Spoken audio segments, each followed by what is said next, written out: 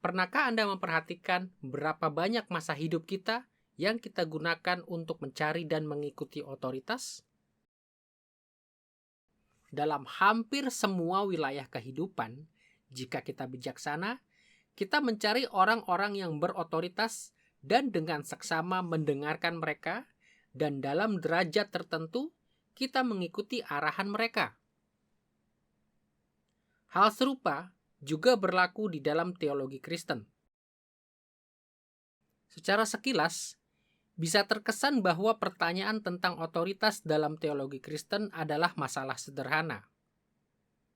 Akan tetapi ketika orang Kristen mencari bimbingan dalam teologi selama beberapa milenium, mereka telah menemukan munculnya sejumlah isu praktis yang sangat penting.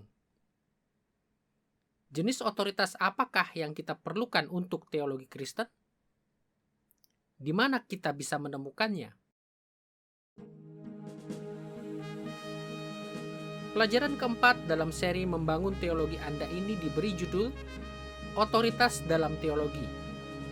Sebab kita akan menelusuri beberapa isu sentral yang terlibat di dalam menemukan dan mengikuti otoritas ketika kita membangun teologi kita.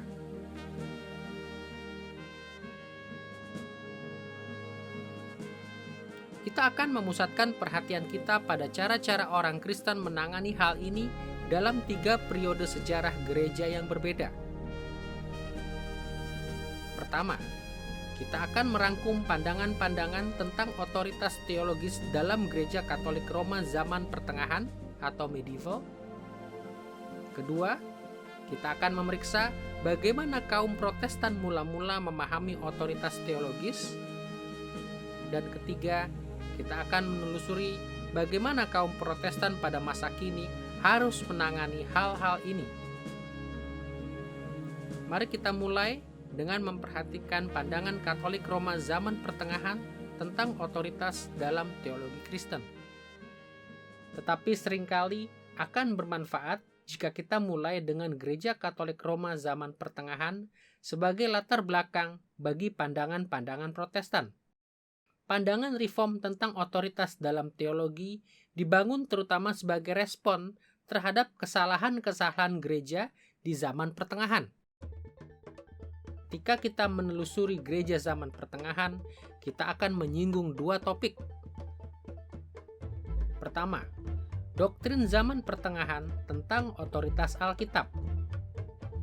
Kedua, pandangan yang dihasilkan tentang otoritas gerejawi. Mari kita perhatikan terlebih dahulu otoritas Alkitab dalam gereja Katolik Roma zaman pertengahan.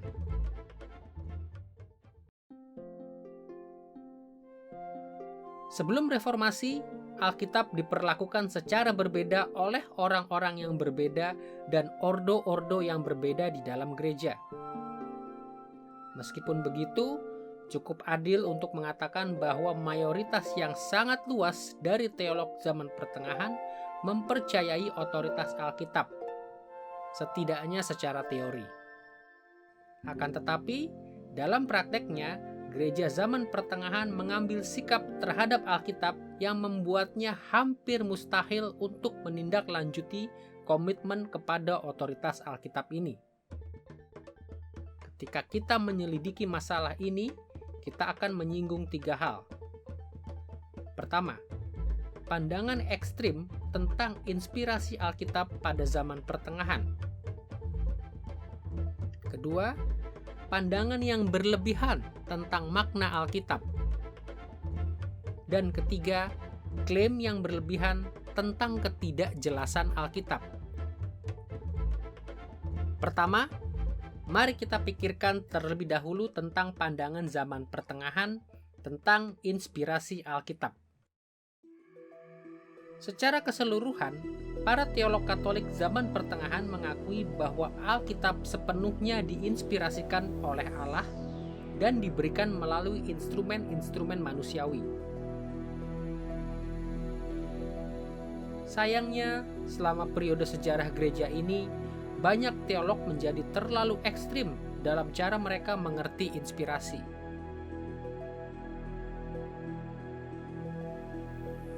Mereka menekankan asal-usul ilahi Alkitab dengan mengabaikan asal-usul manusiawi dan historisnya.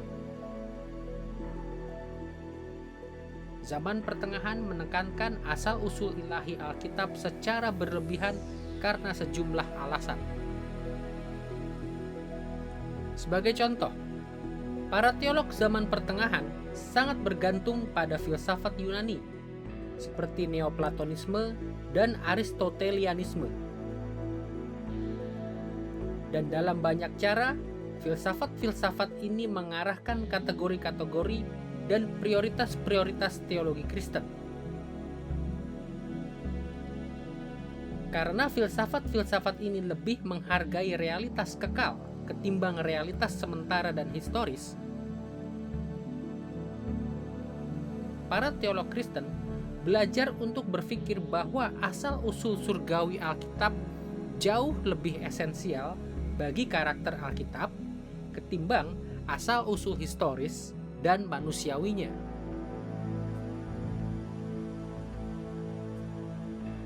Selain hal ini, para sarjana biblika zaman Pertengahan sedikit sekali mengetahui sejarah kuno zaman Alkitab, sehingga mereka tidak dapat memanfaatkan latar belakang historis Alkitab secara praktis. Jadi mereka menekankan apa yang mereka ketahui, yaitu bahwa Alkitab mengandung kebenaran abadi yang telah diwahyukan oleh Allah surgawi yang kekal. Dan mereka banyak meremehkan pertimbangan-pertimbangan lainnya. Penekanan gereja zaman Pertengahan pada asal-usul ilahi Alkitab juga membawa kepada suatu kepercayaan yang merugikan tentang makna Alkitab. Secara luas, diasumsikan bahwa asal-usul surgawi Alkitab mengimplikasikan bahwa Alkitab tidak menyampaikan makna dengan cara yang sama seperti kitab-kitab lain. Sebaliknya, karena Allah yang menginspirasikannya, Alkitab melimpah dengan makna. Banyak teolog abad Pertengahan mengikuti Agustinus dalam meyakini bahwa salah satu bukti untuk inspirasi Alkitab adalah bahwa teks Alkitab memiliki makna majemuk.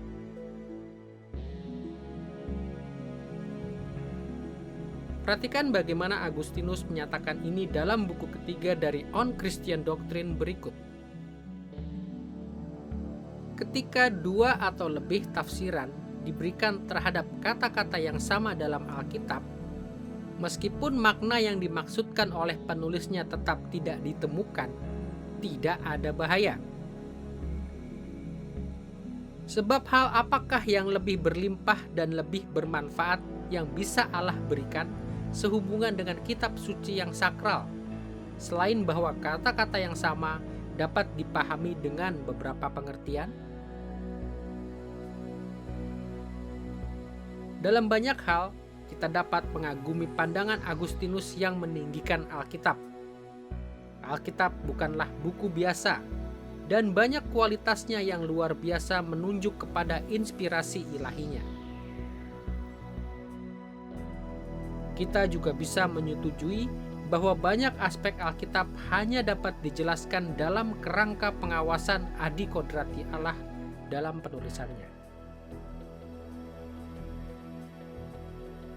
Akan tetapi pandangan Agustinus diteruskan lebih jauh lagi.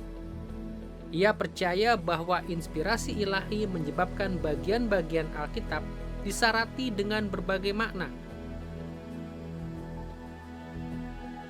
Ketimbang memusingkan tentang pemikiran-pemikiran yang ingin disampaikan oleh para penulis Alkitab, Agustinus percaya kita harus memusatkan perhatian pada banyak makna yang Allah maksudkan. Kita akan menyebut pandangannya dan pandangan-pandangan lain yang berkaitan sebagai pandangan polivalensi klasik, yaitu kepercayaan bahwa teks Alkitabiah memiliki banyak tingkatan makna atau nilai karena berasal dari Allah.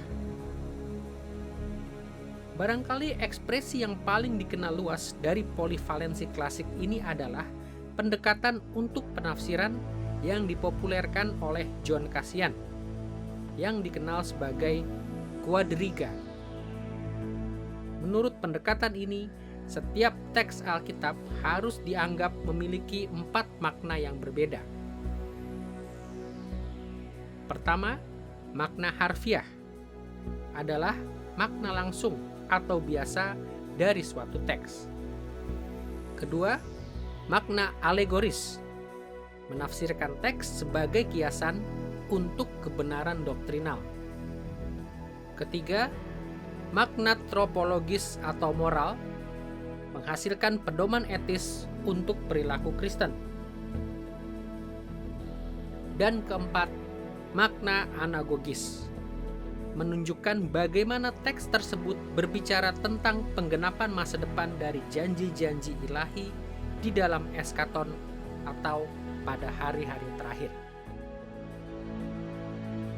Detail-detail kuadriga dan ekspresi-ekspresi lain dari polivalensi klasik tidak penting untuk tujuan kita, dan banyak penulis telah menjelaskannya dalam tulisan lain.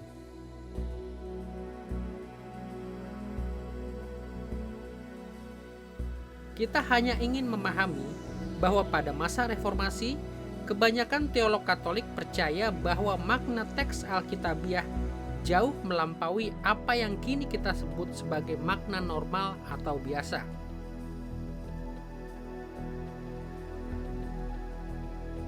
Dan secara signifikan, mereka cenderung percaya bahwa makna-makna tambahan ini tidak berakar pada makna yang ingin disampaikan oleh para penulis Alkitab.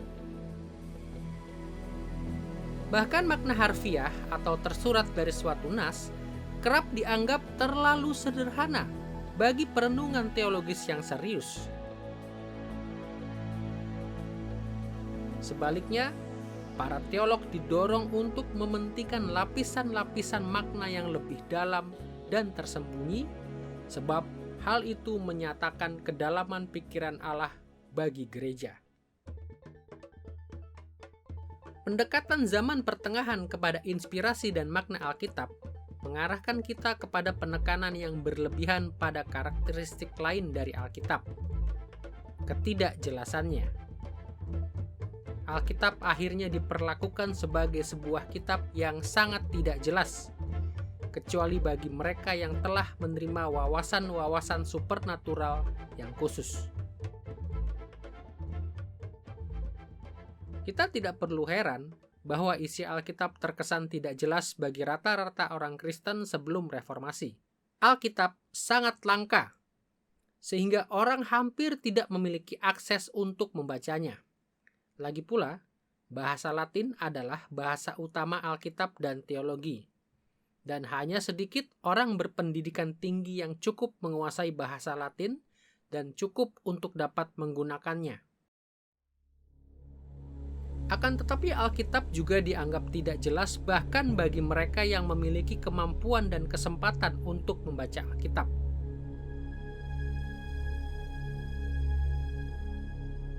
Allah telah menaruh banyak lapisan makna di dalam Alkitab yang tersembunyi dari pandangan mata. Bayangkan, seseorang memperlihatkan sebuah foto dari peti harta yang tertutup kepada Anda dan meminta Anda untuk memberitahukan jenis harta apa yang ada di dalamnya. Tentu saja mustahil untuk mengetahui apa yang ada di dalam peti itu, sebab harta di dalamnya tersembunyi. Hal yang sama juga berlaku pada Alkitab di dalam gereja zaman pertengahan. Pada masa reformasi, kepercayaan tentang ketidakjelasan Alkitab mengakibatkan Alkitab hampir tidak mungkin memiliki otoritas praktis atau nyata bagi perkembangan teologi.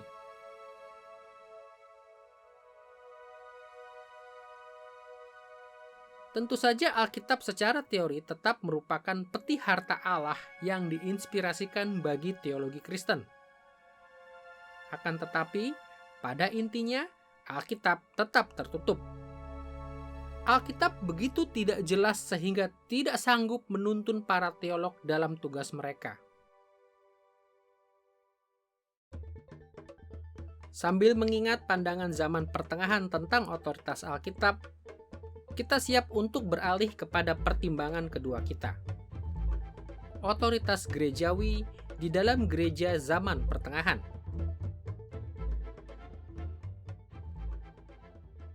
Karena Alkitab dianggap tidak jelas, maka Alkitab tidak dapat berfungsi sebagai otoritas atas teologi.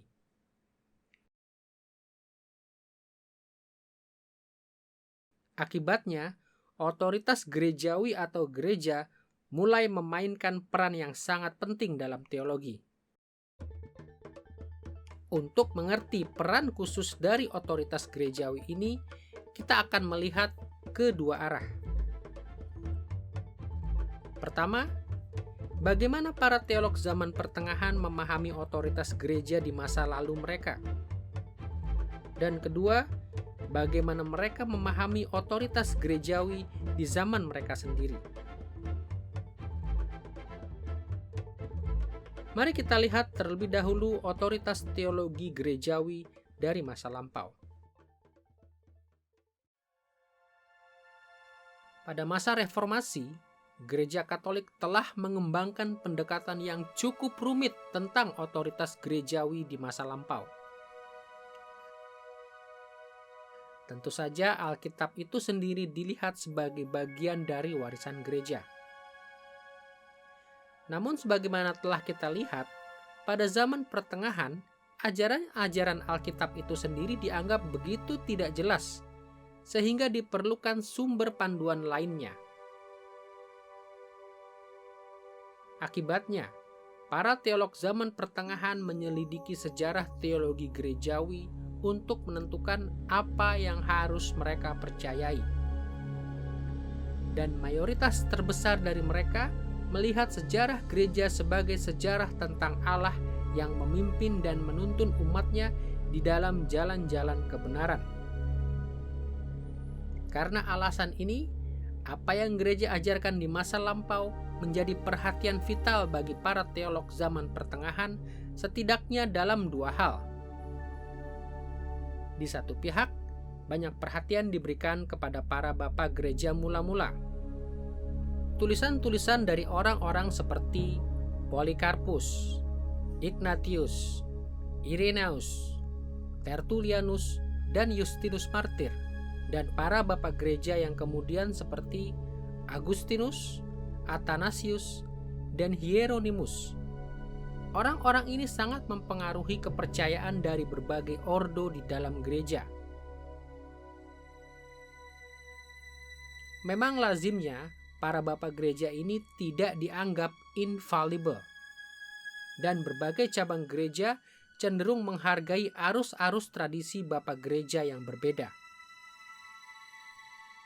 Namun, secara umum, orang masih mengasumsikan bahwa Allah telah memberikan wawasan khusus kepada para teolog agung di masa lampau ini, dan bahwa gereja harus memberi perhatian khusus kepada ajaran mereka. Para teolog zaman pertengahan jarang membuat penegasan teologis tanpa sejenis dukungan dari para bapak gereja mula-mula. Di pihak lain, gereja zaman pertengahan bahkan lebih bergantung pada konsili-konsili ekumenis gereja. Seperti Konsili Nisea, Konsili Konstantinopel, Konsili Kalsedon. Temuan-temuan dari konsili-konsili ini dan konsili-konsili lainnya ditanggapi dengan sangat serius. Pada intinya, para teolog zaman pertengahan menganggap semua itu sebagai rangkuman yang tidak diragukan lagi dari ajaran Alkitab. Tidak sepaham dengan semuanya itu sama saja dengan tidak sepaham dengan Alkitab dan Kristus.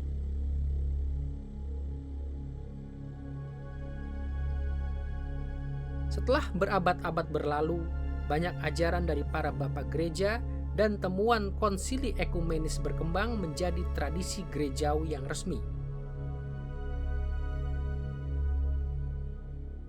Dan ketika semua tradisi ini menguat, Hal-hal tersebut ikut membentuk dogma ekstensif yang dianut gereja.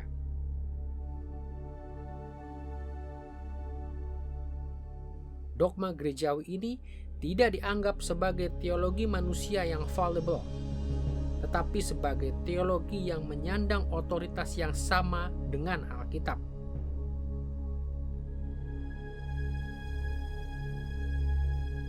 Bahkan, pada intinya, dogma gereja menggantikan Alkitab. Sebelum reformasi, orang Kristen yang setia tidak diharapkan untuk bertanya apa yang Alkitab lakukan, tetapi apa yang gereja katakan.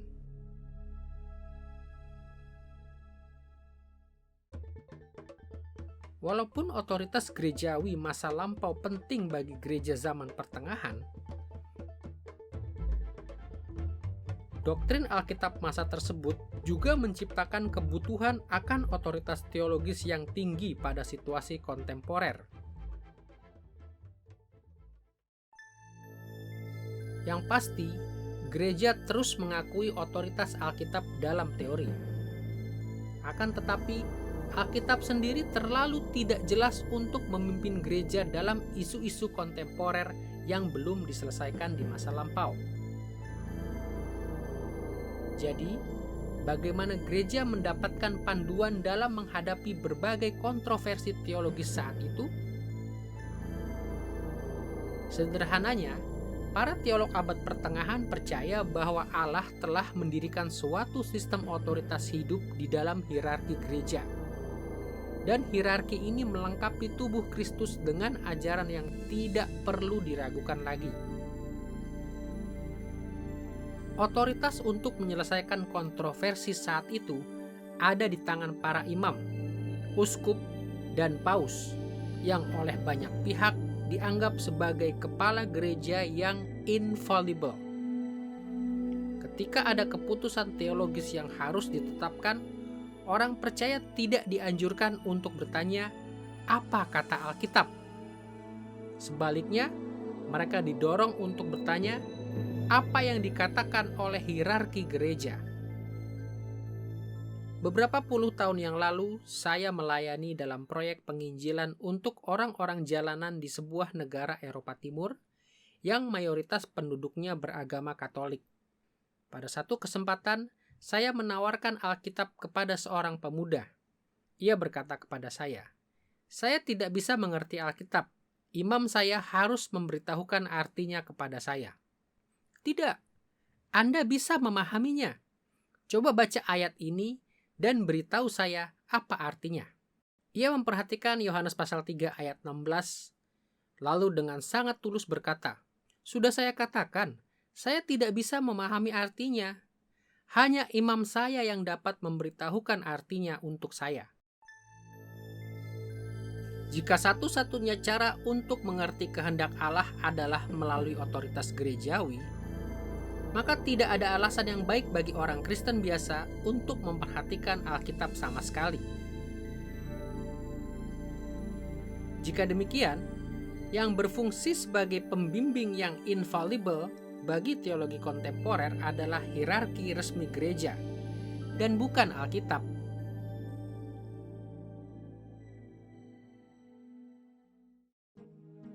Dengan mengingat pandangan dari zaman pertengahan ini, kini kita siap untuk menghargai bagaimana kaum Protestan mula-mula memahami otoritas Alkitabiah dan otoritas gerejawi.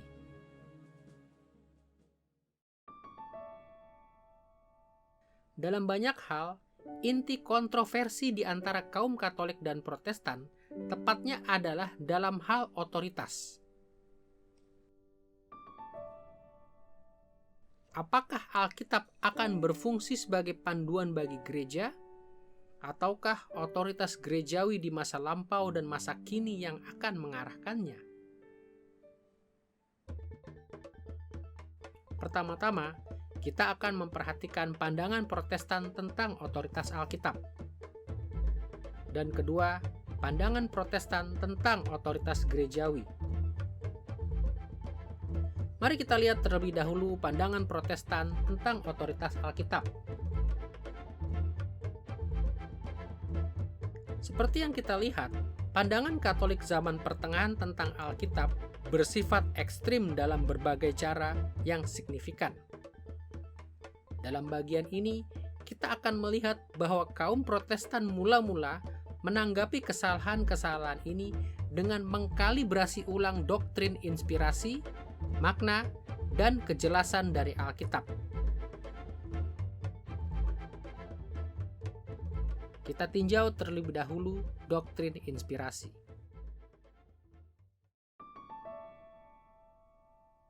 Sejak awal harus kita katakan bahwa seperti halnya para teolog zaman pertengahan, para reformator mengerti bahwa Alkitab memiliki asal-usul ilahi sekaligus manusiawi.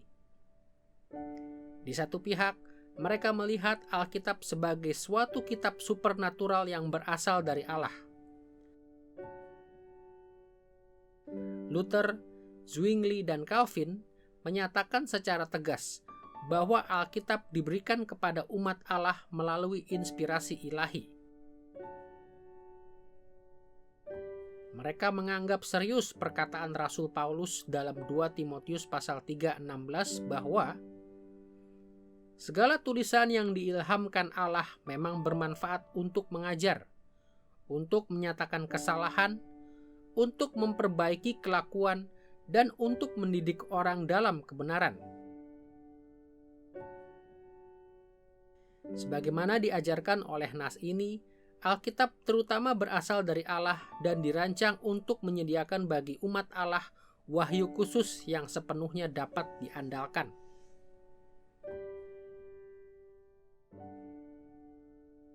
Para reformator percaya bahwa tangan Allah melindungi Alkitab dari kesalahan. Allah secara supernatural memberikan kepada para penulis Alkitab informasi tentang masa kini, masa lampau, dan masa yang akan datang. Dan Ia membimbing mereka dalam proses penulisannya sehingga semua yang mereka tuliskan itu benar. Yang paling penting, inspirasi ilahi memberikan kepada Alkitab otoritas absolut yang tidak mungkin diragukan.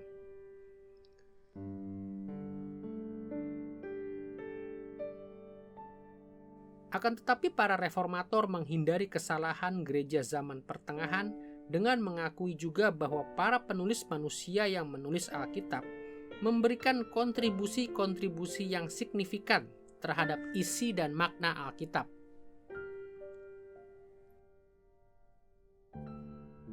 Ketimbang memperlakukan Alkitab seakan-akan kitab itu telah jatuh dari langit, kaum Protestan mula-mula menekankan bahwa Alkitab datang melalui instrumen manusiawi, melalui proses-proses sejarah.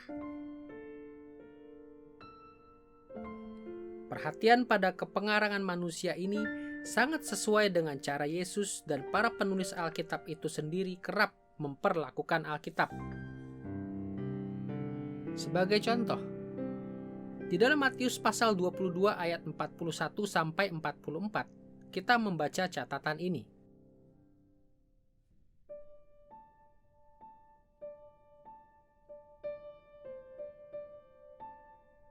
Katanya kepada mereka, "Jika demikian, bagaimanakah Daud oleh pimpinan roh dapat menyebut dia tuannya ketika ia berkata,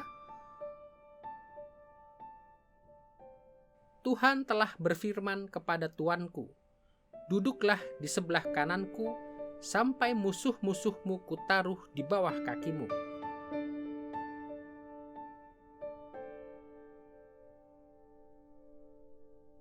Dalam nas ini, Yesus menggunakan Mazmur pasal 110 ayat 1 untuk membingungkan orang Farisi dengan cara mengarahkan perhatian mereka secara eksplisit kepada Daud, penulis manusia dari nas ini. Baik Yesus maupun orang Farisi sepakat bahwa Mesias haruslah keturunan Daud. Akan tetapi, di Palestina abad pertama, Daud lazimnya tidak akan menyebut keturunannya Tuhan.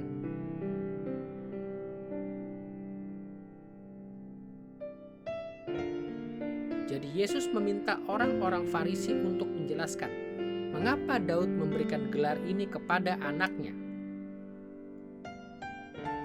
Perhatikan bahwa argumen Yesus bergantung pada fakta bahwa makna Alkitab sebagian bergantung pada rincian kehidupan dari para pengarang manusianya. Ada banyak contoh semacam ini tentang para penulis dan tokoh Alkitab yang menyebut Musa, Yesaya, Yeremia, Daud, Paulus, dan orang-orang lainnya sebagai instrumen-instrumen dari firman Allah.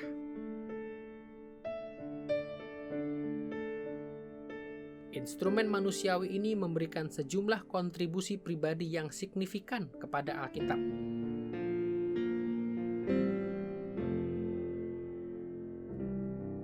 Dari contoh ini dan contoh yang lainnya, para reformator dengan tepat menyimpulkan bahwa Alkitab muncul dari situasi manusiawi yang nyata dan ditulis oleh manusia untuk keadaan-keadaan historis tertentu.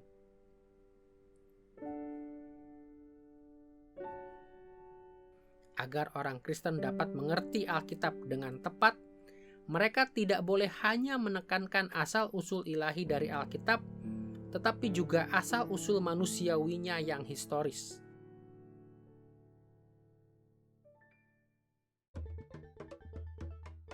Mementingkan sisi manusiawi dalam inspirasi Alkitab bukan sekedar teori bagi para reformator.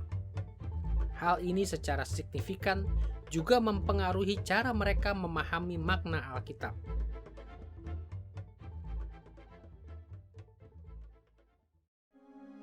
Kita dapat merangkumkan hal ini demikian. Ketimbang mengikuti teladan dari aliran Katolik Roma zaman pertengahan dengan mencari makna-makna ilahi yang tersembunyi di dalam Alkitab, para reformator berusaha untuk mendasarkan semua penafsiran mereka pada pengertian harfiah dari teks Alkitabiah, makna yang ingin dikomunikasikan oleh para penulis manusianya kepada para pembaca aslinya. Memang kita harus menyadari bahwa kaum Protestan mula-mula tidak sepenuhnya meninggalkan pendekatan zaman pertengahan terhadap makna Alkitab. Sebagai contoh, tafsiran Luther tentang Mazmur memperlihatkan ketergantungan yang terus berlanjut pada metode penafsiran ini. Namun dapat dikatakan bahwa para reformator secara konsisten jauh lebih menekankan makna yang dimaksud oleh penulis manusia ketimbang kebanyakan penafsir Katolik. Dan secara umum, mereka mendasarkan banyak penerapan nas-nas Alkitab pada makna asli dari teks. Bagi orang Protestan, fokus historis ini sangat penting bagi penafsiran. Untuk memahami penekanan reformasi pada makna harfiah atau tersurat dari teks Alkitab, akan membantu jika kita mengingat bahwa pendekatan hermeneutis ini telah berakar di Eropa Barat selama masa Renaissance di abad ke-15.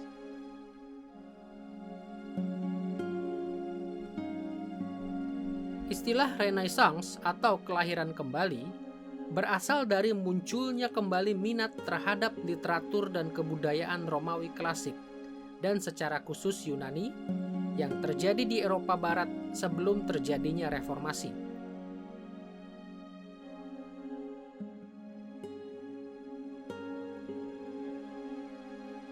Sebelum Renaissance, biasanya para ahli hanya mengenal tulisan-tulisan kuno Yunani dalam bentuk terjemahannya, dan penafsirannya kebanyakan dilakukan di bawah pengawasan gereja. Pada saat-saat yang berbeda, gereja bisa dikatakan telah membaptis Plato, Aristoteles, dan para penulis Yunani lainnya. Mereka ditafsirkan seolah-olah mendukung doktrin Kristen.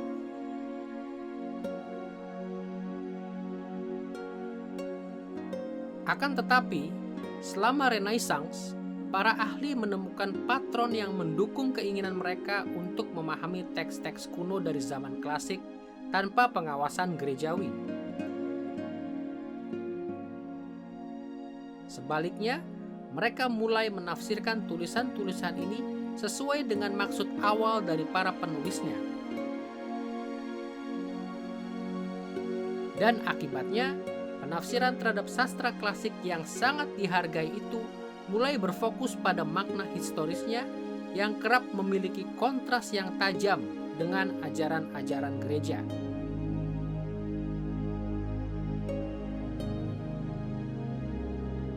Pada masa Renaissance, edisi-edisi baru Alkitab Ibrani dan Yunani juga diterbitkan. Dan ini juga mengakibatkan suatu pergeseran yang signifikan di dalam penafsiran Alkitab.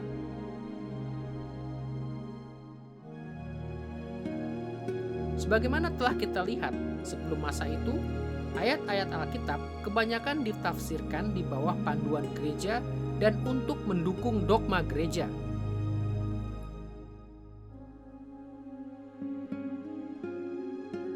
Akan tetapi, mengikuti prinsip Renaissance, banyak sarjana Alkitab, khususnya sarjana Protestan, mulai membaca Alkitab tanpa dikendalikan oleh gereja.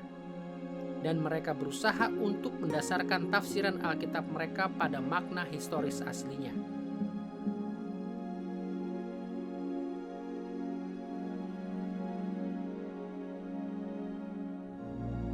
Orientasi Protestan pada makna asli atau harfiah sebagai dasar untuk semua penafsiran bermuara pada suatu pergeseran yang signifikan dalam pengertian tentang makna Alkitab.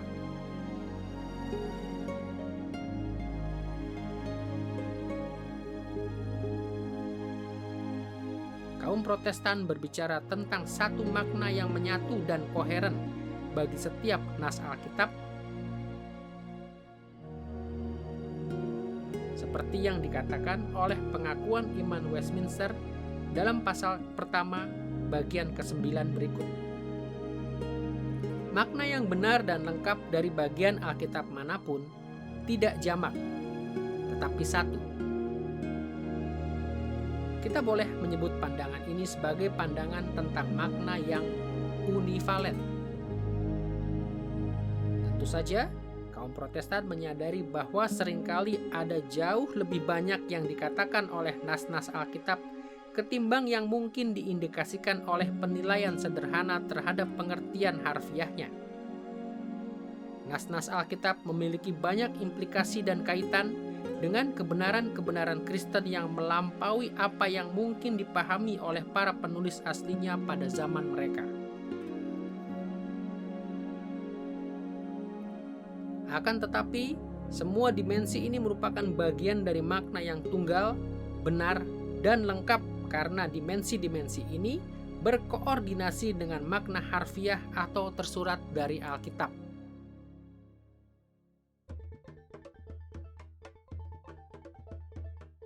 Selain menekankan sisi manusiawi dari inspirasi dan pentingnya makna harfiah yang menyatu dari Alkitab, kaum Protestan juga mengakui kejelasan atau kegamblangan dari Alkitab.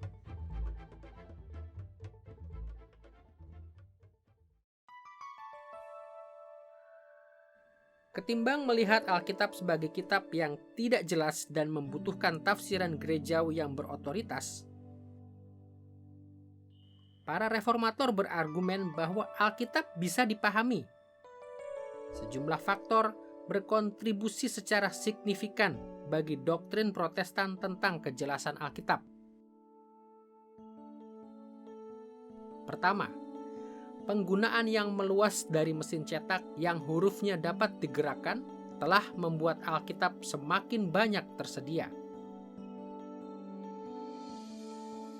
Dan ketersediaan ini memungkinkan orang Kristen membaca sendiri Alkitab dan mengevaluasi apakah penilaian Gereja Katolik benar ketika mengatakan bahwa Alkitab tidak jelas.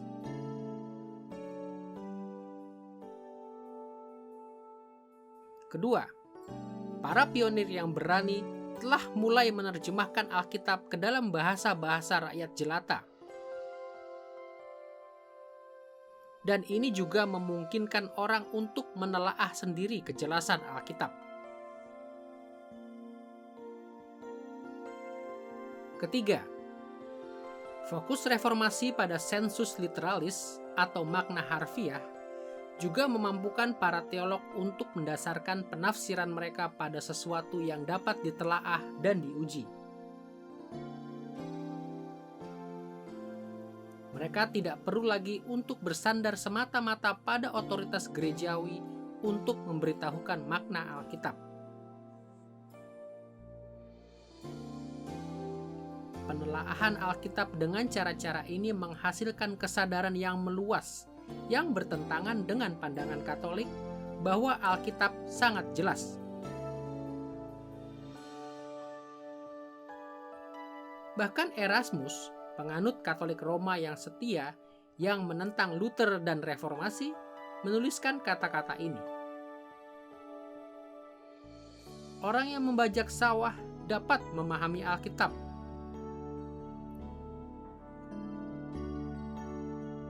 Perkembangan-perkembangan ini membuka jalan bagi kaum Protestan untuk mengukuhkan kejelasan Alkitab dan memperkenalkan kembali Alkitab sebagai otoritas praktis bagi kekristenan.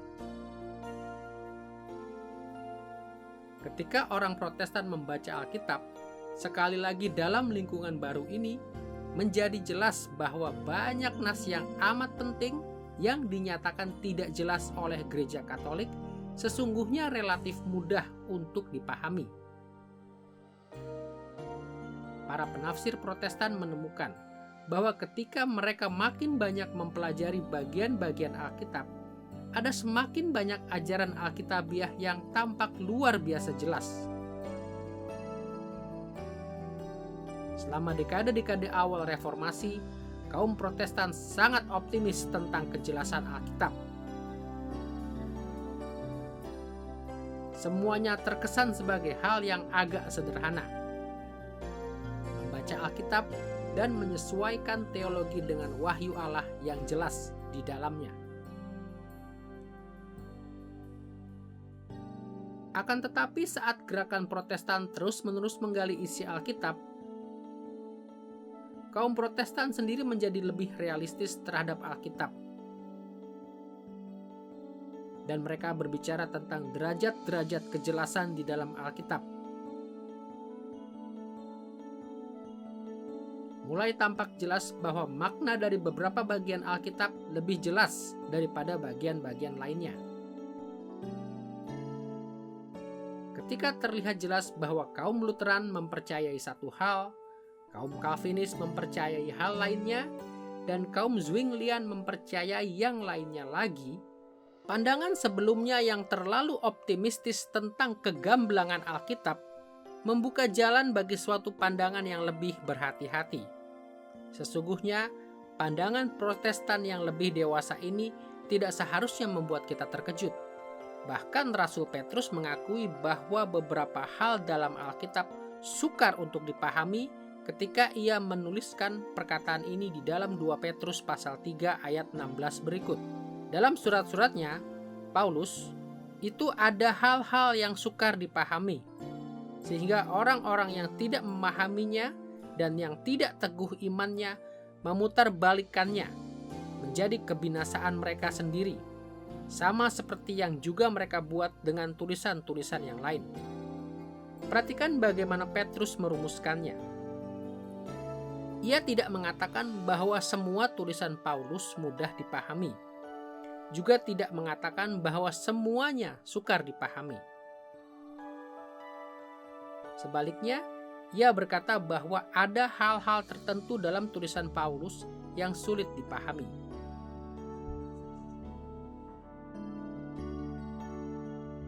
Jadi berbeda dengan gereja zaman pertengahan, para reformator Protestan meninggikan Alkitab melebihi otoritas gereja.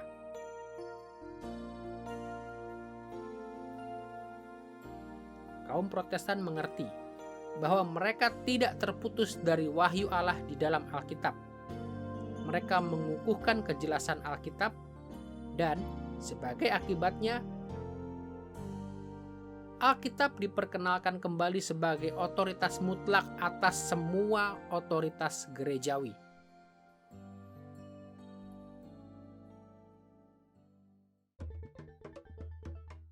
Sesudah kita melihat pandangan kaum Protestan awal tentang Alkitab, kini kita siap melihat bagaimana kaum Protestan mula-mula juga memandang otoritas gerejawi.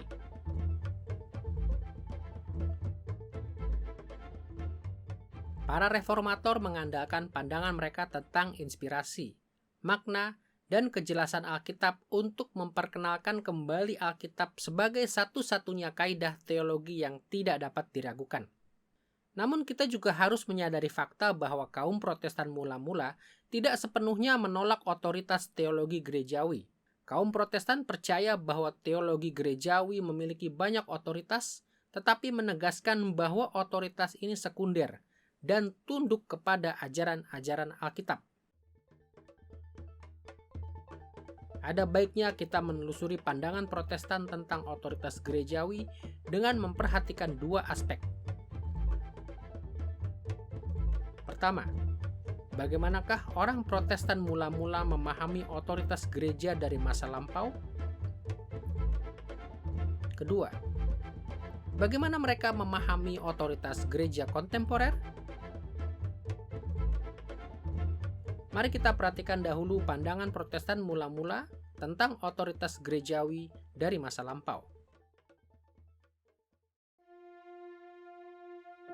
Meskipun sukar bagi kebanyakan kita untuk membayangkannya,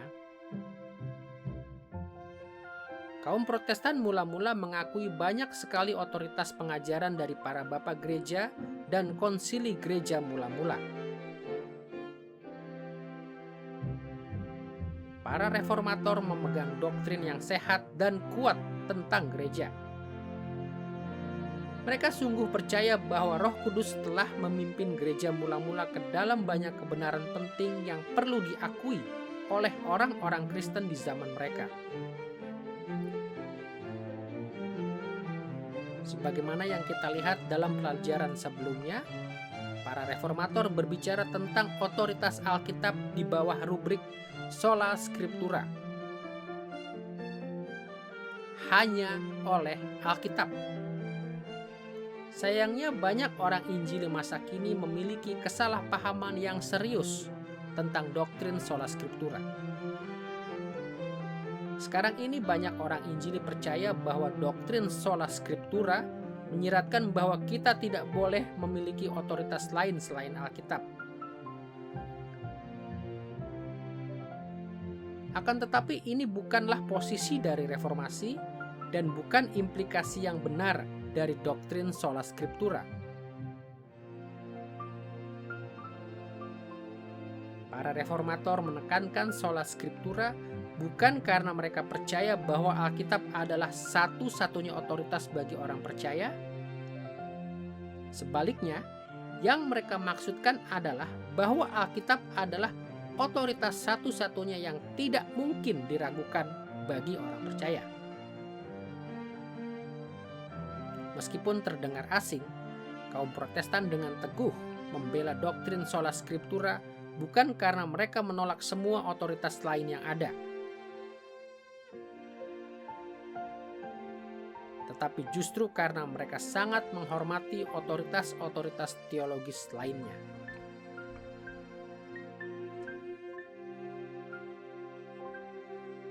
Demi memudahkan kita, ada baiknya kita mengacu kepada rangkuman tentang hal-hal ini dalam pengakuan iman Westminster dalam pasal 1 paragraf ke-10 berikut. Hakim tertinggi yang olehnya semua kontroversi tentang agama harus diputuskan dan segala ketetapan tentang konsili-konsili, opini-opini para penulis dari zaman dahulu, doktrin-doktrin manusia, dan pandangan-pandangan pribadi atau private spirits harus diperiksa, dan yang keputusannya menjadi landasan kita tidak lain adalah Roh Kudus yang berfirman di dalam kitab suci.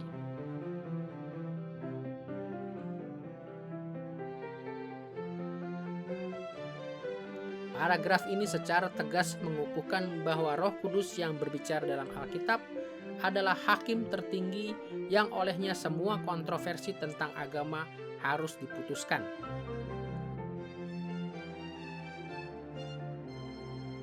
Dengan kata lain, semua keputusan gereja harus dibuat menurut standar Alkitab. Akan tetapi perhatikan bahasanya di sini. Roh Kudus yang berbicara di dalam Alkitab adalah hakim tertinggi.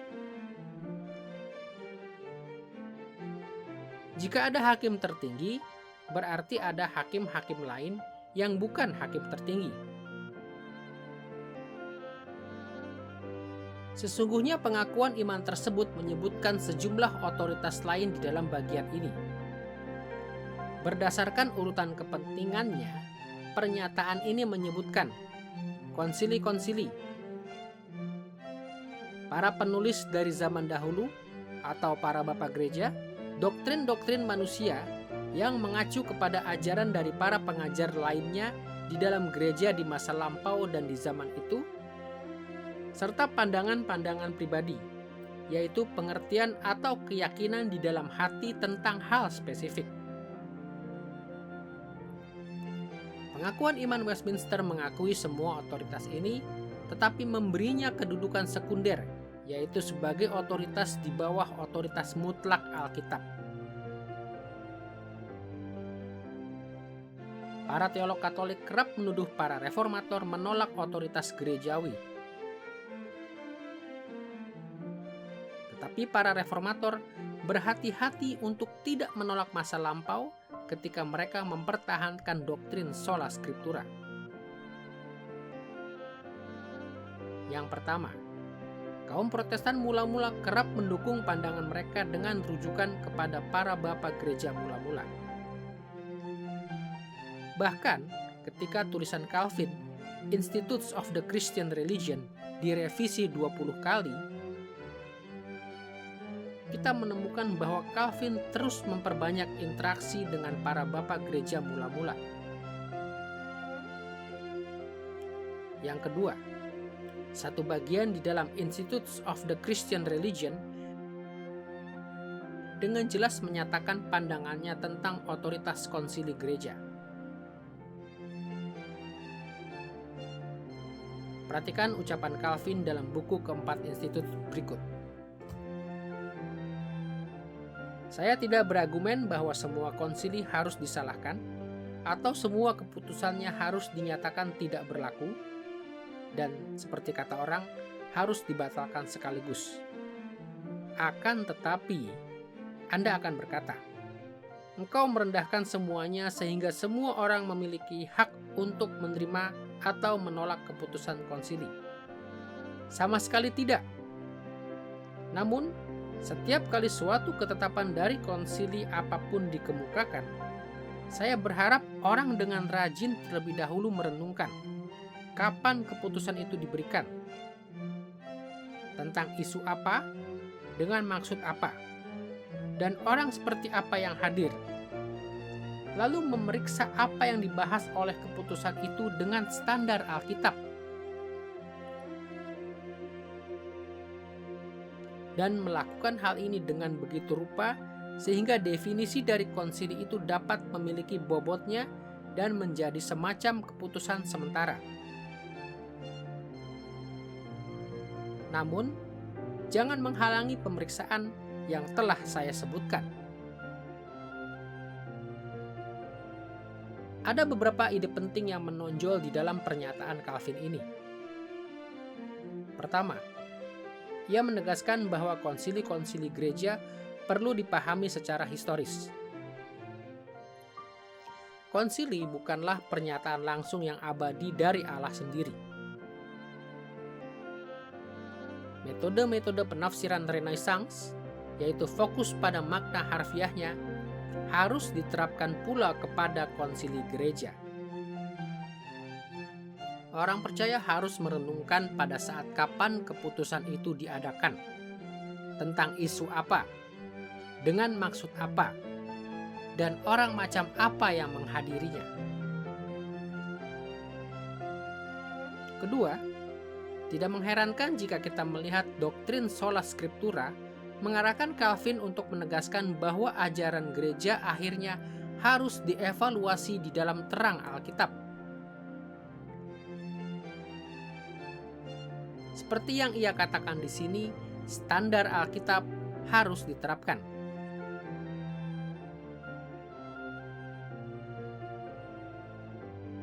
Namun yang ketiga, dan yang paling penting untuk tujuan kita di sini, Calvin mengklaim bahwa doktrin-doktrin dari masa lampau harus diterima sebagai keputusan sementara.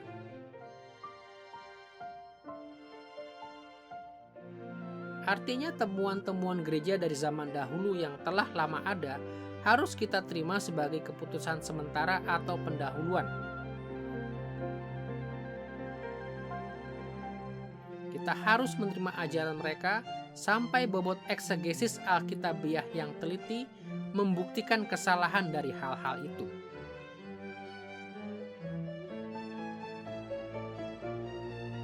Strategi Calvin mencerminkan hikmat yang membimbing semua orang Protestan pada zamannya, kecuali mereka yang paling radikal.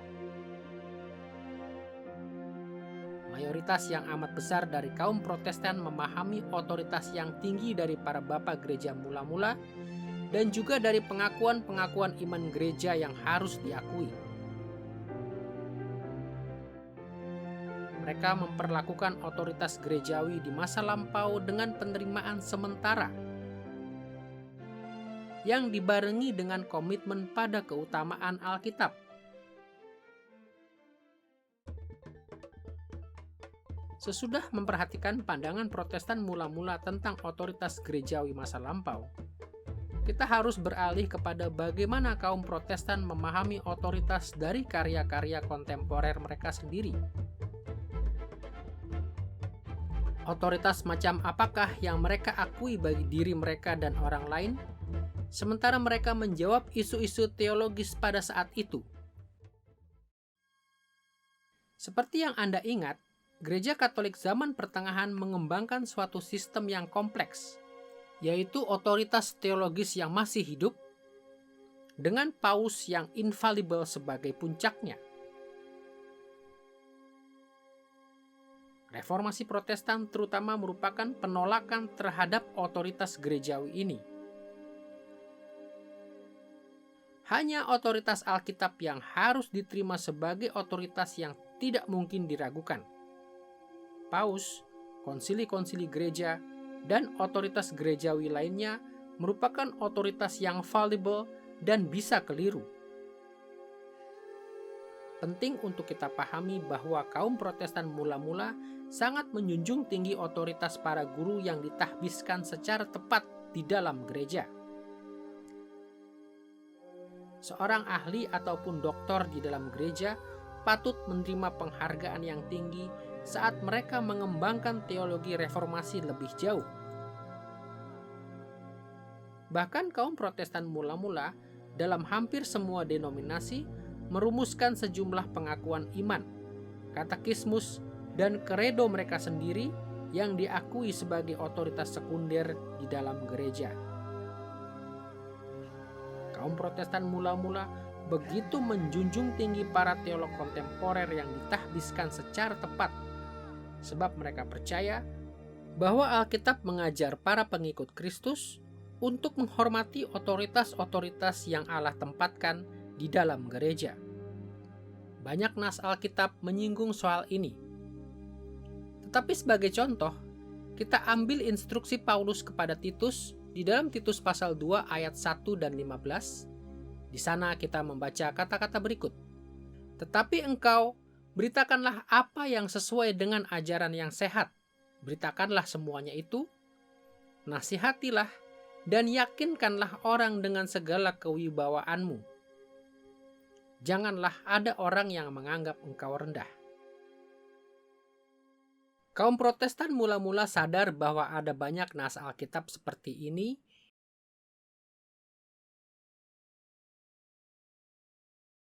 yang mengajar para pengikut Kristus untuk sebanyak mungkin tunduk kepada para pemimpin gereja yang ditahbiskan secara tepat. Keseimbangan di antara otoritas Alkitabiah dan otoritas gerejawi ini bisa disimpulkan dengan satu slogan kuno yang sering diulangi di kalangan reform. Gereja reform selalu mengalami reformasi, atau yang sering disingkat dalam frasa Latin semper reformanda, selalu mereformasi diri.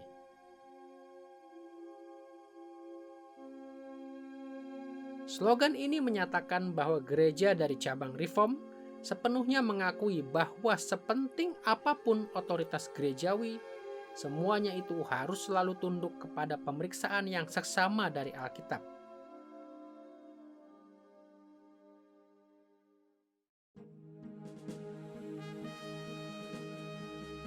Sesudah kita melihat gereja di zaman pertengahan dan di awal reformasi, kini kita siap mempertimbangkan topik ketiga dari pelajaran ini.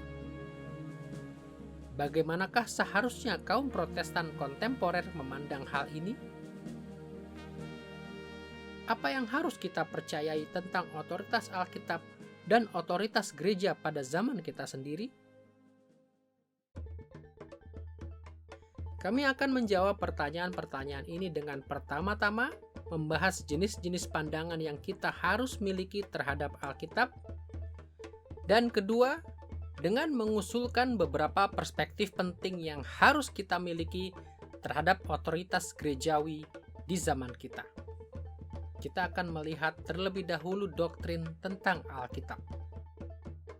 Kita akan menelusuri pandangan-pandangan kontemporer tentang Alkitab dengan menyinggung 3 isu yang menjadi perhatian kita di sepanjang pelajaran ini. Inspirasi Alkitab, makna Alkitab, dan kejelasan Alkitab. Pada zaman kita ini, sejumlah pandangan berbeda tentang topik-topik ini mengklaim mengikuti tradisi reformasi. Kita akan memperhatikan ketiga pandangan ini dan menilainya dimulai dengan perspektif modern tentang inspirasi Alkitab.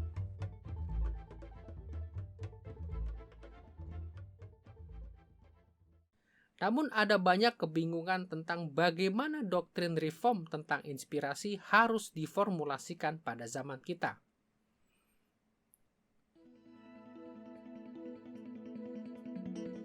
Paling tidak, ada 3 pandangan tentang inspirasi yang populer di antara kaum Protestan kontemporer. Di ujung salah satu spektrum, terdapat pandangan yang kerap disebut sebagai inspirasi romantis. Di ujung spektrum yang lain, ada pandangan ekstrim lain yang disebut sebagai inspirasi mekanis. Dan di antara kedua pandangan yang ekstrim ini, terdapat pandangan yang selama ini disebut inspirasi organis. Mari kita perhatikan secara singkat ketiganya. Inspirasi romantis didukung secara luas oleh orang Protestan yang lebih liberal. Dalam pandangan ini, Alkitab diinspirasikan dalam pengertian romantis, hampir sama seperti ketika kita membicarakan Shakespeare, Rembrandt, atau Bach yang mendapatkan inspirasi. Allah memotivasi para penulis Alkitab, tetapi Ia tidak membimbing proses penulisan mereka. Dalam pandangan ini, Alkitab hanyalah opini manusia.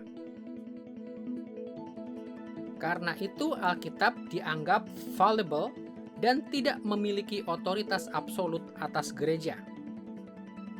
Tentu saja pandangan tentang inspirasi ini harus ditolak oleh mereka yang ingin melanjutkan semangat reformasi. Pandangan ini meninggalkan komitmen sentral Protestan pada sola scriptura dengan menyangkali keandalan maupun otoritas tertinggi Alkitab.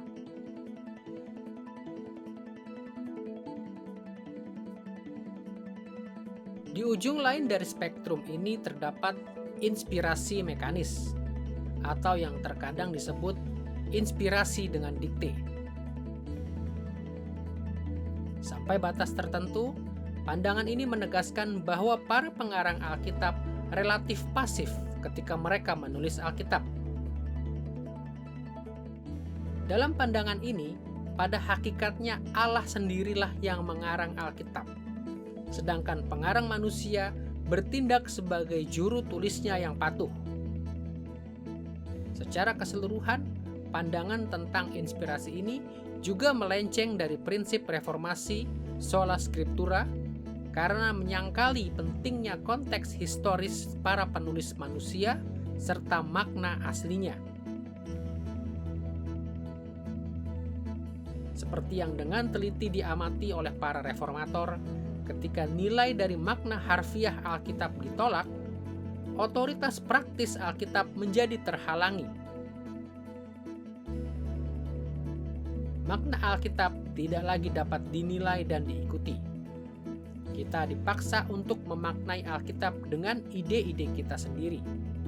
Dan akibatnya, Alkitab itu sendiri tidak lagi berfungsi sebagai otoritas tertinggi kita dalam teologi.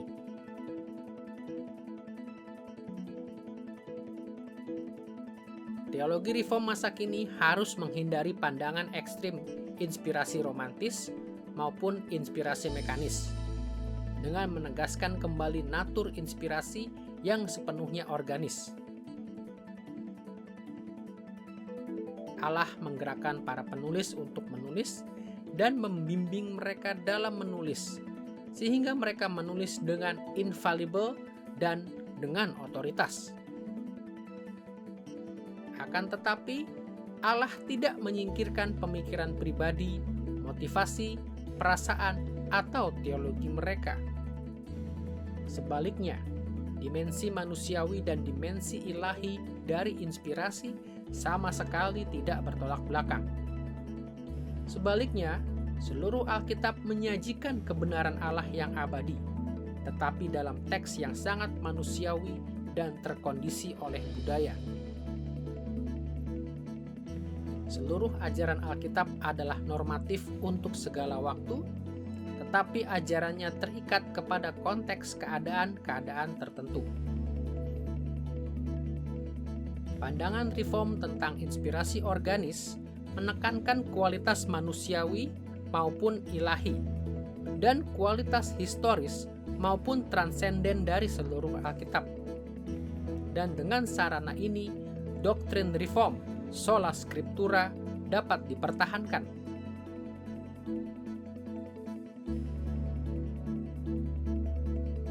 Tentu saja, dari ketiga cara utama kaum Protestan memandang inspirasi Alkitab, mereka yang ingin meneruskan reformasi di zaman kita akan melihat bahwa doktrin inspirasi organis paling serasi dengan prinsip-prinsip yang memunculkan dan mengarahkan reformasi Protestan.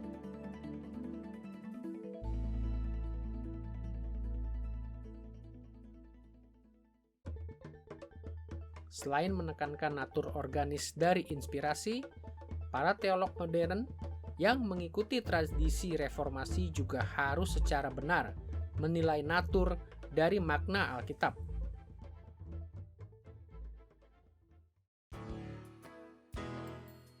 Sekali lagi, suatu spektrum yang terdiri dari berbagai posisi telah diusulkan untuk mewakili pemikiran reform dalam bidang ini. Tetapi tidak semua pilihan tersebut memajukan ideal dari reformasi. Di satu ujung kontinuum, terdapat pandangan yang dapat disebut sebagai polivalensi kontemporer. Sementara di ujung yang lainnya, terdapat pandangan yang disebut sebagai univalensi simplistis. Dan di tengah-tengahnya, terdapat pandangan yang bisa disebut sebagai univalensi multifaset. Mari kita bahas terlebih dahulu polivalensi kontemporer.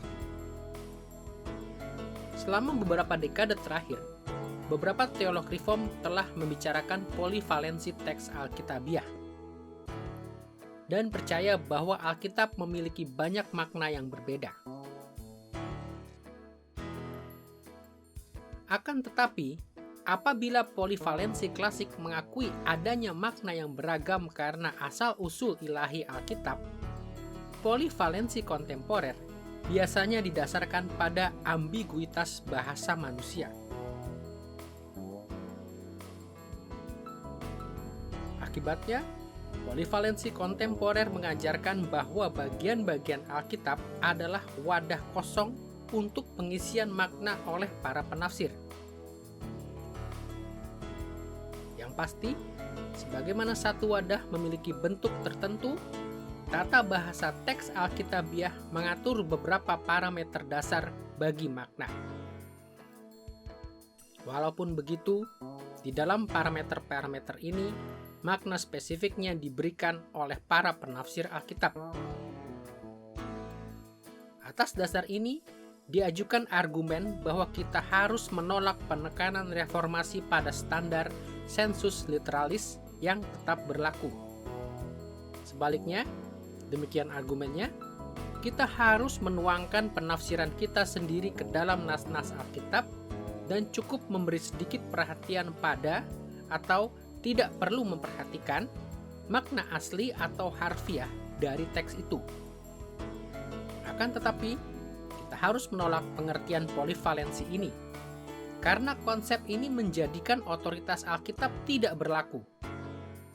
Konsep ini memberi hak kepada para penafsir manusia untuk menuangkan ide-ide mereka sendiri ke dalam Alkitab. Di ujung lain dari spektrum ini, hadir pandangan yang kita sebut sebagai univalensi simplistis. Pandangan ini dengan tepat mendukung pengertian bahwa semua bagian Alkitab hanya memiliki satu makna. Tetapi secara keliru, menyangkal bahwa makna tunggal itu bisa saja kompleks. Ambillah sebagai contoh Yohanes pasal 3 ayat 16. Karena begitu besar kasih Allah akan dunia ini, sehingga Ia telah mengaruniakan anaknya yang tunggal, supaya setiap orang yang percaya kepadanya tidak binasa, melainkan beroleh hidup yang kekal. Seorang Kristen yang meyakini univalensi simplistis bisa berkata seperti ini. Ayat ini sangat sederhana. Yohanes pasal 3 ayat 16 memberitahu kita bahwa kita harus percaya kepada Kristus. Rangkuman ini memang benar meskipun terbatas. Tetapi ada lebih banyak lagi yang dinyatakan oleh ayat ini. Ayat ini juga berbicara secara eksplisit tentang kasih Allah, tentang inkarnasi, kematian, dan kebangkitan Kristus, dan tentang dunia, hukuman kekal, dan hidup kekal. Jadi dalam pengertian ini, Yohanes pasal 3 ayat 16 hanya memiliki satu makna. Tetapi makna itu melampaui rangkuman apapun yang bisa kita rumuskan darinya. Apabila kita gagal melihat bahwa makna Alkitab sedemikian kompleks sehingga makna itu selalu melampaui penafsiran kita, kita menghadapi suatu resiko yang serius. Risiko hampir menganggap penafsiran kita terhadap Alkitab sebagai Alkitab itu sendiri. Penafsiran kita mengambil otoritas Alkitab itu sendiri dan kita menolak sola scriptura, yaitu kepercayaan bahwa Alkitab selalu berdiri di atas penafsiran kita.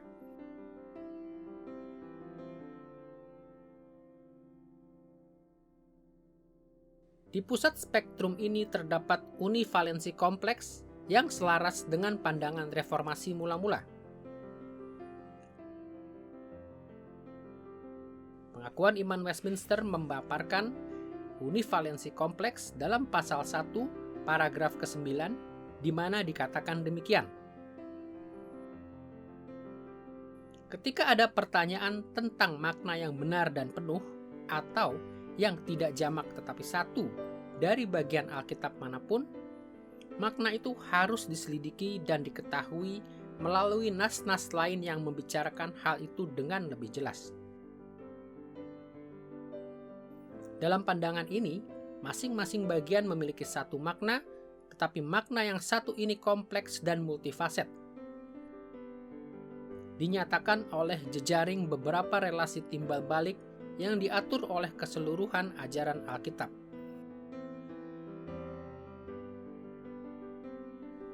Kita harus mengukuhkan pengertian reformasi tentang univalensi kompleks ini di masa kini. Karena pengertian ini mengukuhkan bahwa Alkitab menyajikan makna yang berotoritas, ketimbang menunggu kita untuk menyediakannya. Akan tetapi, pandangan ini juga mencegah kita dari merendahkan Alkitab ke level rangkuman kita tentang Alkitab.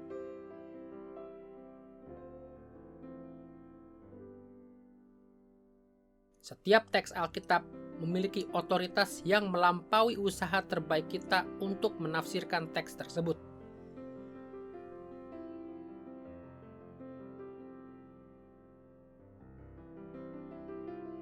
Pandangan univalensi multifaset ini menyediakan jalan untuk memahami makna Alkitab yang akan memampukan kita untuk meneruskan teologi reformasi di zaman kita.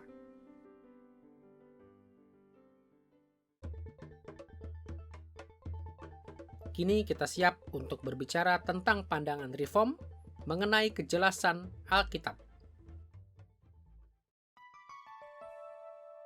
Akan bermanfaat jika kita kembali berpikir tentang 3 titik di sepanjang spektrum. Di ujung yang satu, kita menghadapi kecenderungan kontemporer ke arah ketidakjelasan total. Di ujung lainnya, kita menghadapi kecenderungan kontemporer ke arah kejelasan total. Tetapi di tengahnya terdapat doktrin reformasi tentang tingkat-tingkat kejelasan. Tidaklah sukar untuk menemukan orang Protestan masa kini yang memperlakukan Alkitab sebagai kitab yang hampir sepenuhnya tidak jelas atau tersembunyi bagi kita. Seringkali dalam semangat dekonstruksi dan hermeneutika postmodern, mereka menganggap Alkitab tidak jelas sebab mereka percaya Alkitab berkontradiksi dengan dirinya atau self-contradictory dan menggagalkan rancangannya sendiri atau self-defeating, persis seperti pandangan mereka tentang literatur lainnya. Dalam pandangan mereka, sejarah penafsiran Alkitab telah menyingkapkan begitu banyak kesulitan eksegesis sehingga hampir mustahil untuk menentukan bagaimana kita harus memahami Alkitab pada masa kini. Memang benar bahwa seperti halnya semua komunikasi manusia yang memadai, selalu ada ketidakjelasan di batas luar atau margin dari wahyu Alkitabiah. Tetapi tetap tidak dapat dikatakan bahwa Alkitab tidak jelas tentang segala sesuatu. Pandangan ini tidak mencerminkan kepercayaan reformasi tentang kejelasan Alkitab. Jika kita ingin mempertahankan semangat reformasi pada masa kini, kita harus menolak anggapan yang dibesar-besarkan ini tentang ketidakjelasan Alkitab.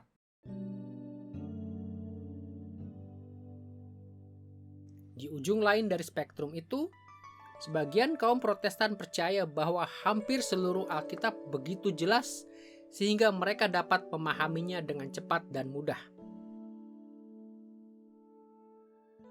Yang lebih sering terjadi, para pembela pandangan semacam ini mampu memegang pandangan sederhana tentang kejelasan Alkitab ini karena mereka langsung menolak semua penafsiran yang tidak berasal dari komunitas Kristen mereka sendiri yang sangat sempit.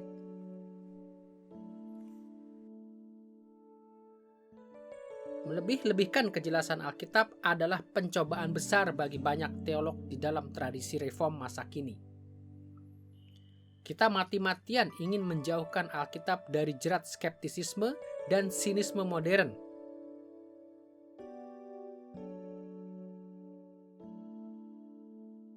Akan tetapi, terlalu menyederhanakan kejelasan Alkitab seperti ini tidak mewakili pandangan reformasi tentang kejelasan Alkitab. Seperti yang telah kita lihat, para reformator mula-mula mengakui bahwa sebagian isi Alkitab itu sukar, jika bukan mustahil, untuk dipahami.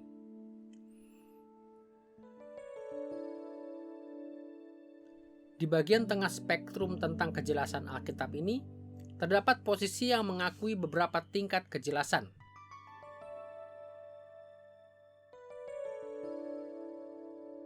Inilah posisi yang diambil oleh pengakuan iman Westminster dalam pasal 1 paragraf ke-7 berikut.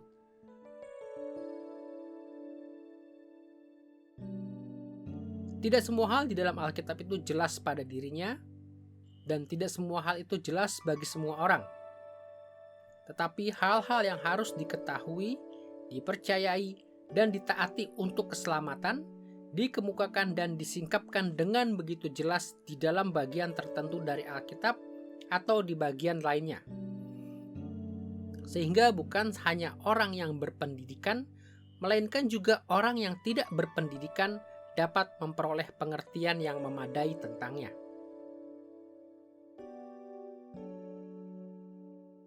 Perhatikan bagaimana pengakuan iman ini memahami bahwa apa yang merupakan keharusan bagi keselamatan itu jelas di satu bagian atau bagian lainnya, tetapi juga mengakui bahwa tidak semua hal lainnya di dalam Alkitab sama jelasnya.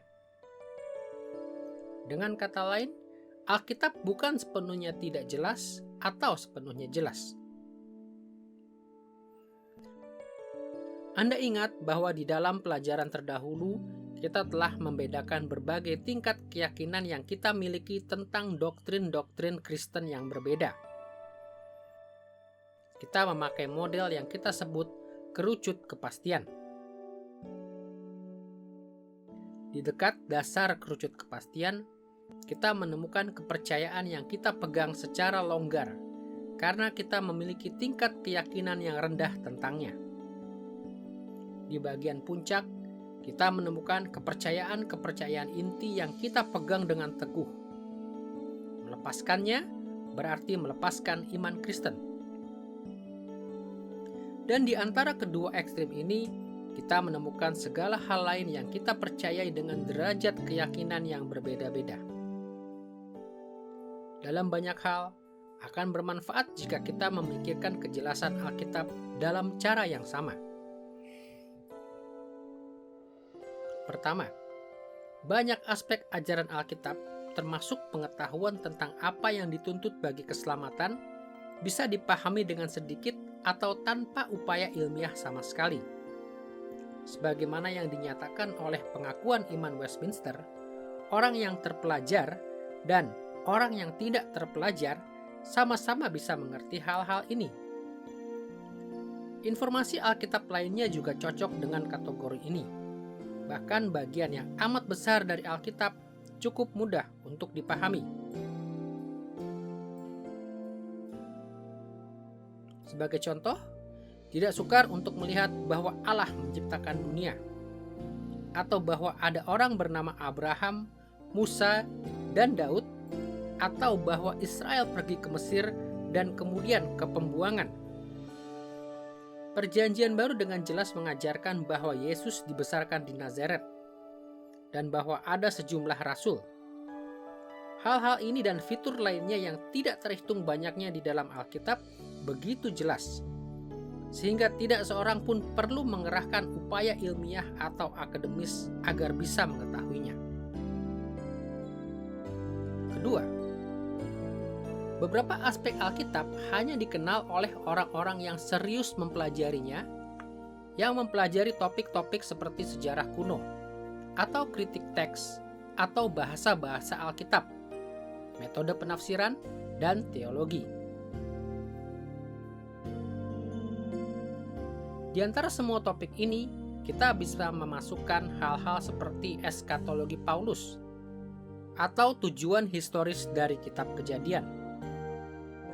Hal-hal ini, serta aspek-aspek lain dari Alkitab, menuntut lebih banyak perhatian akademis.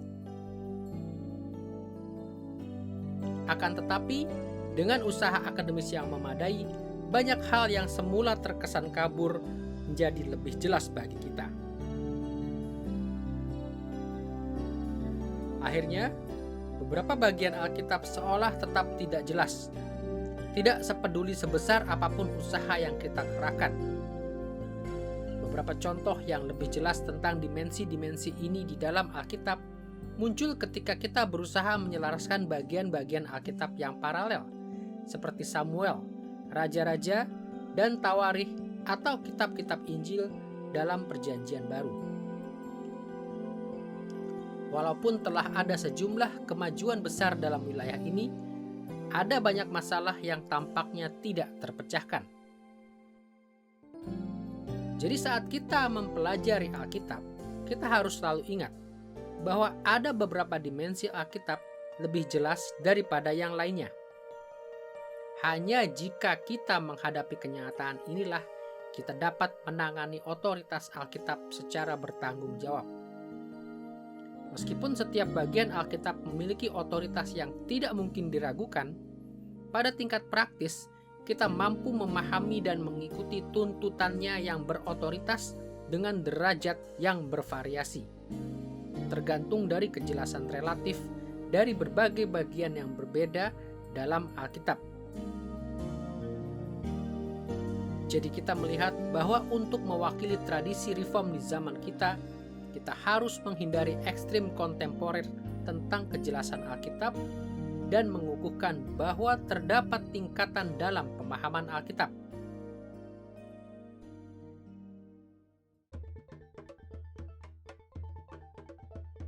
Sambil mengingat perspektif tentang otoritas Alkitab ini, kita harus mengalihkan perhatian kita kepada otoritas gerejawi di dalam teologi reform kontemporer. Kita kembali akan berfokus kepada dua aspek. Pertama, kita akan memperhatikan bagaimana seharusnya para teolog reform kontemporer memandang otoritas gerejawi dari masa lampau. Dan kedua, kita akan membahas bagaimana para teolog reform kontemporer seharusnya memandang otoritas gerejawi di masa kini. Kita mulai dengan memperhatikan masa lampau. Kaum Protestan mula-mula mengerti bahwa Roh Kudus telah mengajarkan banyak kebenaran kepada gereja di masa lampau. Mereka berusaha memberikan penghargaan yang layak dan tunduk kepada pengajaran para bapa gereja, pengakuan-pengakuan iman, serta tradisi-tradisi gereja yang telah lama dipegang dengan menerimanya sebagai keputusan sementara. Mereka mengandalkan masa lampau, tetapi mereka juga berusaha mengevaluasi semua ajaran gereja berdasarkan standar Alkitab.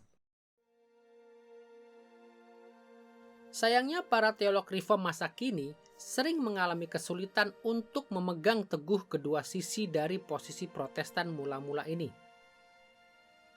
Akan membantu jika kita melihat tiga arah yang bisa kita tempuh. Tradisionalisme di ujung yang satu, biblisisme di ujung lainnya, dan praktik reform semper reformanda yang hadir di antara kedua ekstrim ini. Di satu pihak, para teolog reform masa kini kerap jatuh ke dalam perangkap tradisionalisme. Yang kita maksudkan dengan tradisionalisme adalah bahwa mereka menyimpang kepada praktek-praktek yang sangat mirip dengan tradisionalisme Katolik Roma zaman pertengahan. Memang para teolog reform mengakui otoritas Alkitab, dan tentu saja mereka menolak tradisi-tradisi aliran Katolik. Akan tetapi, seringkali kaum tradisionalis reform begitu menjunjung tinggi ekspresi-ekspresi masa lampau dari iman reform, sehingga secara praktis mereka gagal untuk mencermati masa lampau secara memadai.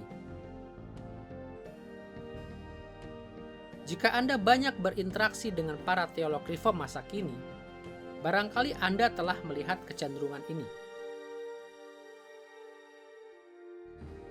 Seringkali para teolog reform menerima posisi dan praktek doktrinal dari masa lampau sampai menjadikan tradisi-tradisi ini dianggap sebagai fondasi-fondasi yang tidak mungkin dipertanyakan bagi perenungan dan praktek masa kini.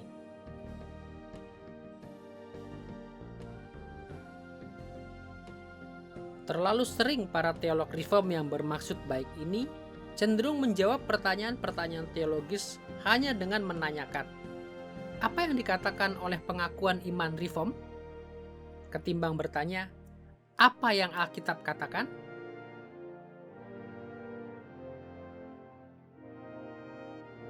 Di pihak lain, para teolog reform modern juga melangkah kepada ekstrim yang sebaliknya ketika mereka menghadapi otoritas gerejawi dari masa lampau. Di dalam modernisme zaman pencerahan versi Kristen, mereka jatuh ke dalam apa yang bisa kita sebut sebagai biblisisme. Para teolog ini bertindak seakan-akan setiap orang harus datang kepada Alkitab dan memutuskan semua isu teologis tanpa bantuan tradisi Protestan masa lampau. Dari waktu ke waktu, para teolog yang mengidentikan diri mereka dengan gereja cabang Reform bereaksi terhadap tradisionalisme Reform dengan mengutarakan hal-hal seperti, Tidak penting apa yang telah dikatakan oleh gereja. Yang penting bagi saya hanyalah apa yang Alkitab katakan. Retorika seperti ini melangkah terlalu jauh dalam menyatakan ketundukan kepada Alkitab sebagai otoritas final kita. Ini juga mengabaikan hikmat yang telah dikaruniakan Roh Allah kepada gereja dan sekaligus membatasi keputusan teologis hanya kepada perorangan atau kelompok yang sekarang ini ada. Untuk mempertahankan semangat reformasi pada masa kini, kita harus meneguhkan kembali prinsip semper reformanda. Kita harus berjuang untuk mengukuhkan keutamaan Alkitab tanpa mengabaikan pentingnya tradisi reformasi.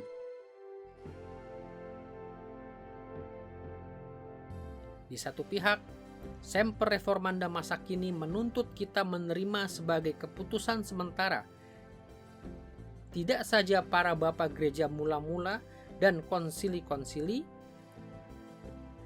tetapi juga pengakuan-pengakuan iman dan tradisi-tradisi reform yang kita miliki. Kita memiliki pengakuan iman Westminster, Katekismus Besar dan Katekismus Kecil Westminster, Katekismus Heidelberg, Belgic Confession, serta Kanon Dort. Selain itu, kita juga memiliki sejumlah tulisan yang tidak terlalu formal dari para pemimpin dan para teolog di masa lampau. Akan tetapi, di pihak lain, otoritas-otoritas dari masa lampau ini harus selalu tunduk kepada ajaran Alkitab yang tidak mungkin diragukan. Demi mempertahankan reformasi di masa kini, kita perlu mempelajari cara untuk menentukan bobot yang sesuai dari otoritas-otoritas gerejawi dari masa lampau di bawah otoritas Alkitab. Sesudah melihat bagaimana teolog reform masa kini seharusnya berelasi dengan masa lampau, kita harus beralih ke hal yang sama pentingnya. Bagaimana seharusnya para teolog reform menilai otoritas gerejawi kontemporer? Bagaimana seharusnya kita mengerti otoritas dari formulasi teologis yang sedang berkembang di zaman kita?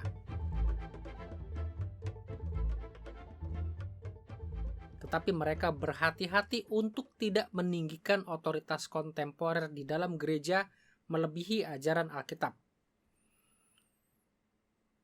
Sayangnya, sekali lagi para teolog reform kontemporer sering mengalami kesulitan untuk mengikuti pandangan Protestan mula-mula ini.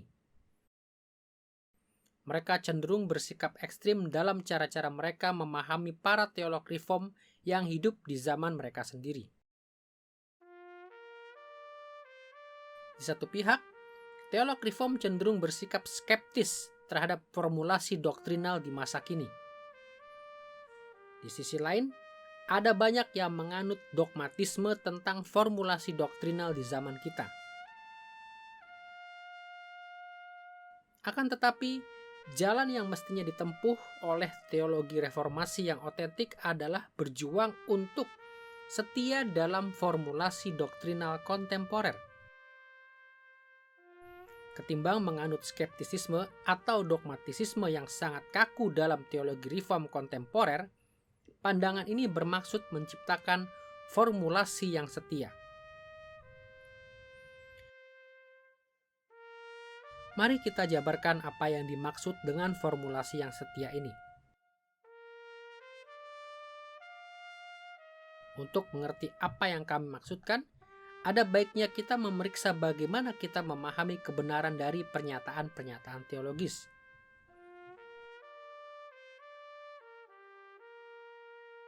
Skeptisisme dan dogmatisme yang kaku yang kita hadapi dalam zaman kita hadir salah satunya karena pernyataan-pernyataan doktrinal kerap dievaluasi dalam pengertian biner sederhana.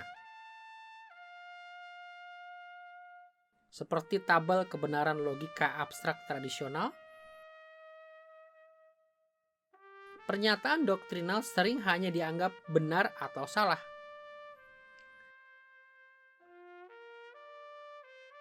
Akan tetapi dalam kenyataannya, akan menolong jika kita meninggalkan model biner abstrak ini. Jauh lebih berguna jika kita memikirkan nilai kebenaran dari pernyataan-pernyataan doktrinal dengan pengertian analog, yaitu sebagai suatu kisaran kemungkinan-kemungkinan di sepanjang kontinuum di antara kebenaran dan kesalahan. Semua pernyataan teologis itu, entah lebih atau kurang, benar atau salah, bergantung pada sejauh mana ajaran itu mencerminkan ajaran Alkitab yang infallible.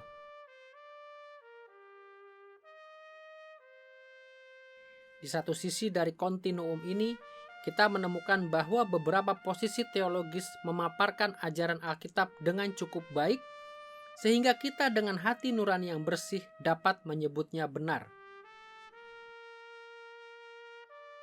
Pernyataan-pernyataan ini tentunya tidak sempurna, tetapi cukup dekat untuk dianggap benar. Kecuali muncul beberapa kualifikasi yang menyatakan bahwa pernyataan itu tidak memadai. Di sisi lain dari kontinuum itu, posisi teologis lainnya sedemikian jauh dari ajaran Alkitab, sehingga kita dengan benar bisa menganggapnya salah. Kecuali beberapa kualifikasi memperlihatkan bahwa pernyataan itu dapat diterima. Ambillah contoh, pernyataan Allah berdaulat atas segala sesuatu. Pernyataan ini cukup dekat dengan apa yang Alkitab ajarkan, sehingga sewajarnya kita tidak memiliki masalah untuk mengatakan bahwa pernyataan ini benar meskipun terbatas. Alkitab memang mengajarkan bahwa Allah berdaulat atas segala sesuatu dalam ciptaannya.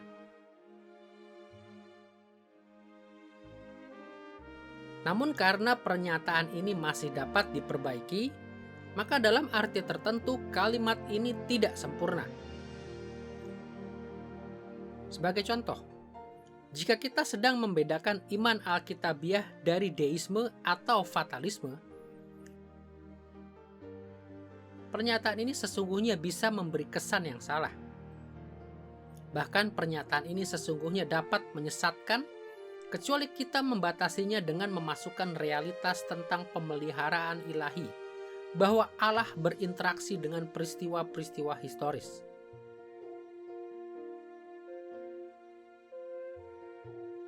Dalam cara yang sama, pernyataan Yesus adalah Allah cukup dekat dengan Alkitab sehingga bisa dianggap benar dalam kebanyakan situasi. Kita bisa puas bahwa kalimat ini mewakili ajaran Alkitab, meskipun terbatas. Akan tetapi, kita sadar bahwa dalam konteks tertentu, seperti ketika kita berhadapan dengan bidat Kristen, pernyataan ini malah bisa mengaburkan kebenaran atau menyesatkan. Alkitab juga mengajarkan bahwa Kristus sepenuhnya manusia. Dan dalam keadaan tertentu, kita harus membatasinya bahwa pernyataan Yesus adalah Allah juga mencakup kemanusiaan Kristus. Sebelum kita bisa puas bahwa pernyataan itu mengungkapkan kebenaran dengan cukup baik. Akhirnya, kita dapat mengatakan hal berikut ini tentang formulasi teologis kontemporer. Beberapa pernyataan teologis cukup dekat dengan Alkitab sehingga bisa dinyatakan benar. Yang lainnya cukup jauh dari Alkitab sehingga bisa dinyatakan salah. Ada satu hal yang berlaku bagi semua formulasi teologis, yaitu semua formulasi itu dapat diperbaiki. Ini tidak lain adalah semboyan reform mula-mula, semper reformanda, selalu mereformasi diri. Atau mengikuti ungkapan yang saya sukai, formulasi teologis yang final hanya menunjukkan kurangnya imajinasi.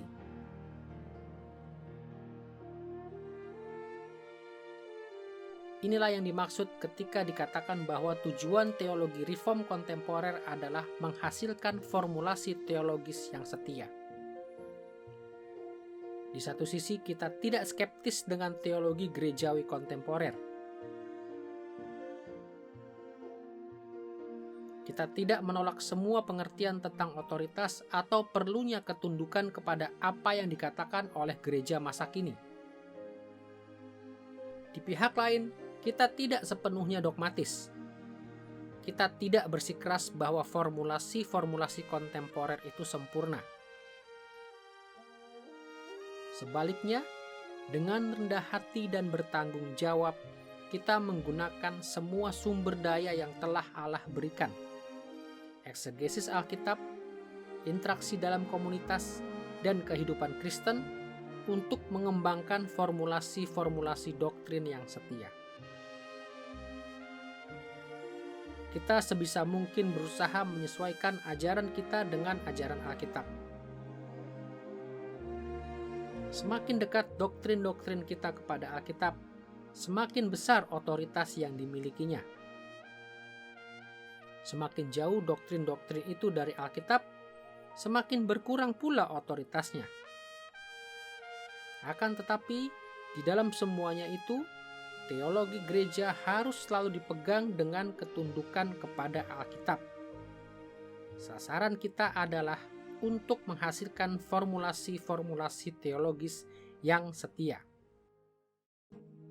Di dalam pelajaran ini kita telah menelusuri relasi di antara otoritas Alkitabiah dan otoritas gerejawi.